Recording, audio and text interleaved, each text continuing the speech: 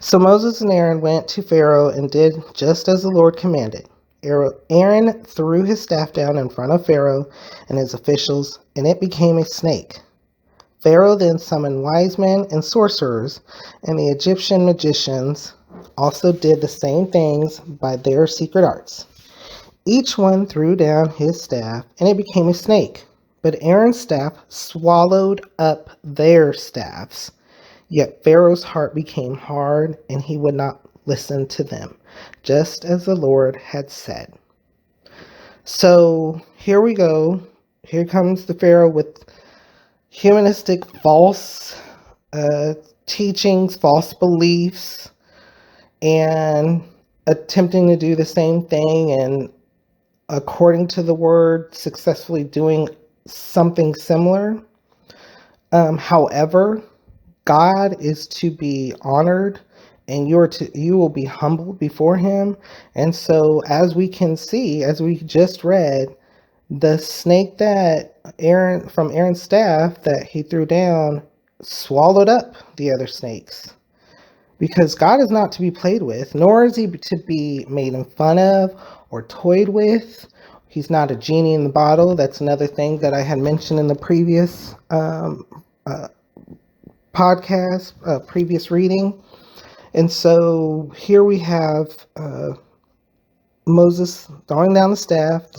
There's the staff becoming a snake, the snake eating the other snakes, and yet Pharaoh didn't care. He didn't listen to him.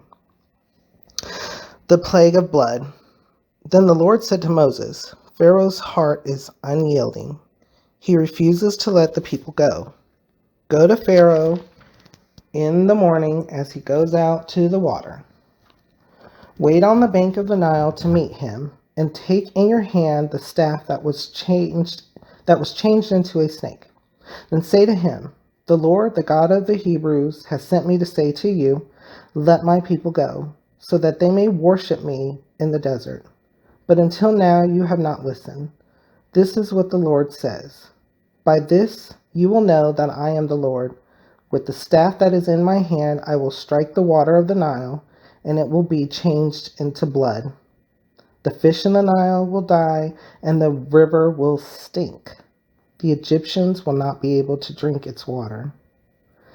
The Lord said to Moses, tell Aaron, take your staff and stretch out your hand over the waters of Egypt, over the streams and canals, over the ponds and all the reservoirs, and they will turn to blood. Blood will be everywhere in Egypt, even the wooden buckets and stone jars. Moses and Aaron did just as the Lord had commanded.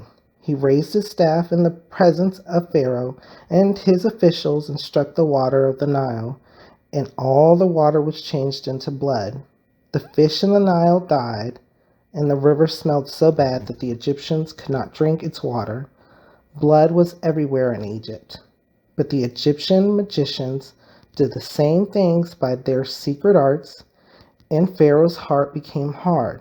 He would not listen to Moses and Aaron, just as the Lord had said.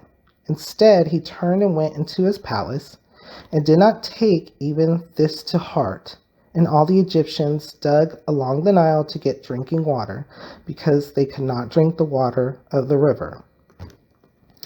So here we go. Another miracle has happened in front of Pharaoh once again, as a sign for him to understand that this is a request from God, and he didn't listen.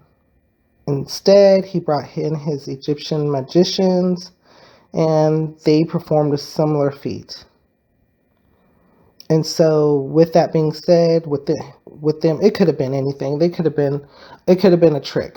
I mean, you have people who are magicians today, and they're really good at their tricks, their art, their craft. And so in this case, Pharaoh was just like, well, whether it be, even though he just saw something miraculous happen where the whole Nile and all the fish just died, it could have been a cup that the magicians used to turn into blood. Who knows? But at this time, reading through the word, we know that they were able to duplicate it somehow. And he not only utilized that, but as an excuse to not let the Israelites go, but he also hardened his heart again. He didn't care. What does that say to you? Have we went through life requesting something and felt like we have to request it over and over and over again? What are ways that we can ourselves go about it without having to continually request in the same way, like nagging someone or harping on somebody, even though it may not be nagging or may not be harping, but we're asking for the same thing?